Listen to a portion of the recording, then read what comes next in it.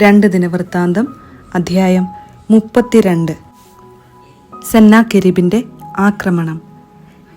ഹെസക്കിയായുടെ വിശ്വസ്തതാപൂർണമായ ഈ പ്രവർത്തനങ്ങൾക്കു ശേഷം അസീറിയ രാജാവായ സെന്നാകെരീബ് യൂദായെ ആക്രമിക്കുകയും അതിലെ സുരക്ഷിത നഗരങ്ങൾ കീഴടക്കാമെന്ന പ്രതീക്ഷയോടെ അവയ്ക്കെതിരെ പാളയമടിക്കുകയും ചെയ്തു. സെന്നാകെരീബ് ജെറുസലേം ആക്രമിക്കാൻ വരുന്നത് കണ്ട് ഹെസക്കിയ തൻ്റെ സേവകന്മാരോടും വീരപുരുഷന്മാരോടും ആലോചിച്ചു. നഗരത്തിൽ നിന്ന് പുറത്തേക്കൊഴുകിയിരുന്ന നീർച്ചാലുകൾ തടയാൻ അവർ തീരുമാനിച്ചു. അവർ അവനെ സഹായിച്ചു. അനേകം ആളുകൾ ഒരുമിച്ച് കൂടി സകല നീർച്ചാലുകളും തടഞ്ഞു. അസീറിയ രാജാവിന് നാം എന്തിനു വെള്ളം കൊടുക്കണം എന്ന് അവർ ചോദിച്ചു. നിശ്ചയദാർഢ്യത്തോടെ അവൻ പ്രവർത്തിച്ചു.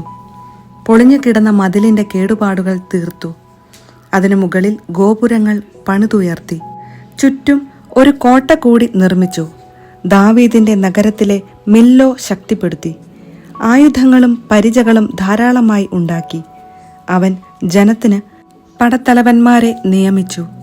നഗര കവാടത്തിലുള്ള അങ്കണത്തിൽ എല്ലാവരെയും വിളിച്ചുകൂട്ടി അവരെ ഉത്തേജിപ്പിച്ചു കൊണ്ടു പറഞ്ഞു, ശക്തന്മാരും ധീരന്മാരുമായിരിക്കുവിൻ. അസീറിയ രാജാവിനെയും അവന്റെ സൈന്യവ്യൂഹത്തെയും കണ്ട് ഭയപ്പെടുകയോ പരിഭ്രമിക്കുകയോ വേണ്ട. അവനോട് കൂടെയുള്ളവനേക്കാൾ ശക്തനായ ഒരുവൻ നമ്മോട് കൂടെയുണ്ട്. മാംസളമായ ഹസ്തമാണ് അവനോടൊത്തുള്ളത്.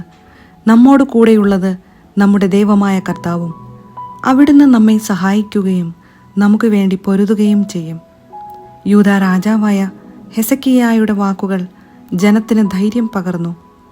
സൈന്യസമേതം ലാഖീഷ് ഉപരോധിച്ചു കൊണ്ടിരുന്ന അസീറിയ രാജാവായ സെന്നാകെരീബ് ജെറുസലേമിലേക്ക് ദൂതന്മാരെ അയച്ച് യൂദാ രാജാവായ ഹെസക്കിയായോടും യൂദാ നിവാസികളോടും പറഞ്ഞു, അസീറിയ രാജാവായ സെന്നാകെരീബ് പറയുന്നു, എന്തിൽ ആശ്രയിച്ചുകൊണ്ടാണ് ജെറുസലേമിൽ നിങ്ങൾ പ്രതിരോധം ഏർപ്പെടുത്തുന്നത്? നമ്മുടെ ദൈവമായ കർത്താവ് അസീറിയ രാജാവിൻ്റെ കൈകളിൽ നിന്ന് നമ്മെ രക്ഷിക്കും എന്ന് പറഞ്ഞ് നിങ്ങളെ വഞ്ചിച്ച് വിശപ്പും ദാഹവും മൂലം നിങ്ങൾ മരിക്കാൻ ഹെസക്കിയ വഴിയൊരുക്കുകയല്ലേ? ഈ ഹെസക്കിയ തന്നെയല്ലേ അവിടുത്തെ പൂജാഗിരികളും ബലിപീഠങ്ങളും നശിപ്പിച്ചതും ഒരേയൊരു ബലിപീഠത്തിന് മുൻപിൽ ആരാധിക്കുകയും അവിടെ മാത്രം ദഹനബലികൾ അർപ്പിക്കുകയും ചെയ്യണമെന്ന് യൂദായോടും ജെറുസലേമിനോടും ആജ്ഞാപിച്ചതും? ഞാനും എൻ്റെ പിതാക്കന്മാരും മറ്റു ജനതകളോട് ചെയ്തതെന്തെന്ന് നിങ്ങൾക്കറിഞ്ഞുകൂടെ? അവരുടെ ദേവന്മാർക്ക് തങ്ങളുടെ ദേശത്തെ എൻ്റെ കയ്യിൽ നിന്ന് രക്ഷിക്കാൻ കഴിഞ്ഞോ?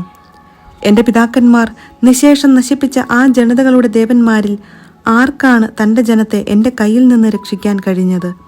പിന്നെ നിങ്ങളുടെ ദൈവം എൻ്റെ കയ്യിൽ നിന്ന് നിങ്ങളെ രക്ഷിക്കുമെന്നോ? അതിനാൽ ഹെസക്കിയ നിങ്ങളെ ഇപ്രകാരം വഞ്ചിക്കുകയോ വഴിതെറ്റിക്കുകയോ ചെയ്യാതിരിക്കട്ടെ.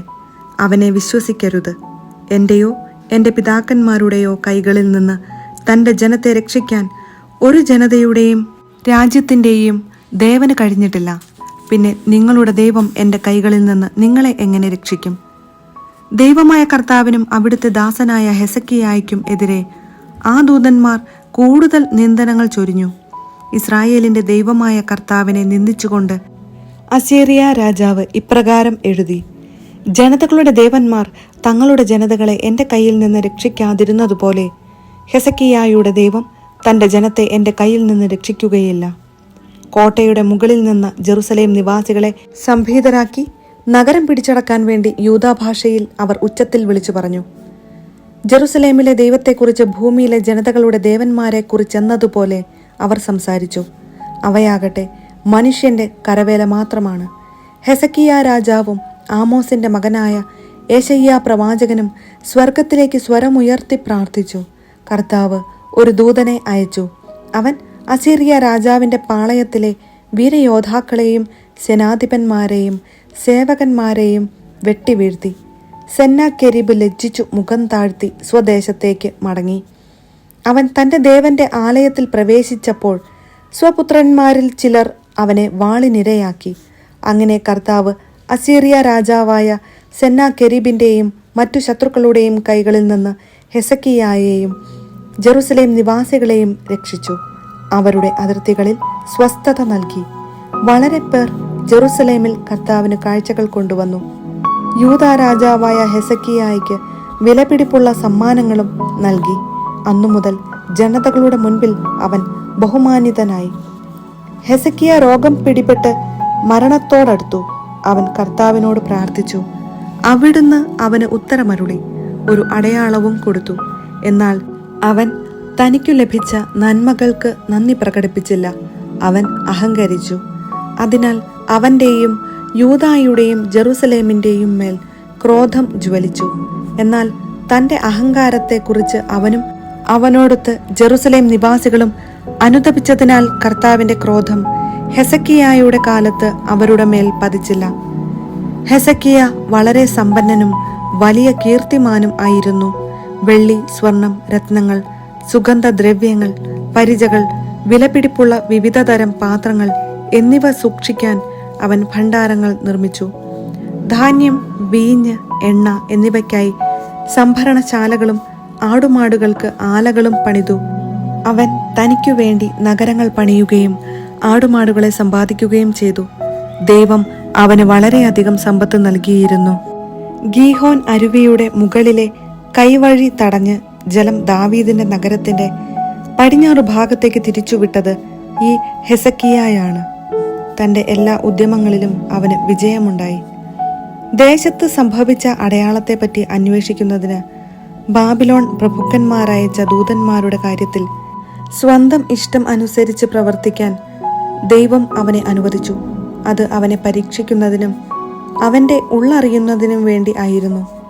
ഹെസക്കിയായുടെ ഇതര പ്രവർത്തനങ്ങളും അവൻ ചെയ്ത നല്ല കാര്യങ്ങളും ആമോസിന്റെ പുത്രനായ യേശയ്യാ പ്രവാചകന്റെ ദർശനത്തിലും യൂദായുടെയും ഇസ്രായേലിന്റെയും രാജാക്കന്മാരുടെ പുസ്തകത്തിലും രേഖപ്പെടുത്തിയിരിക്കുന്നു. ഹെസക്കിയ പിതാക്കന്മാരോട് ചേർന്നു. അവനെ ദാവീദിന്റെ പുത്രന്മാരുടെ ശവകുടീരങ്ങളുടെ മേൽനിരയിൽ സംസ്കരിച്ചു. യൂദായിലും ജെറുസലേമിലുമുള്ളവർ എല്ലാവരും അവന് അന്ത്യോപചാരങ്ങൾ അർപ്പിച്ചു. പുത്രൻ മനാസെ ഭരണമേറ്റു.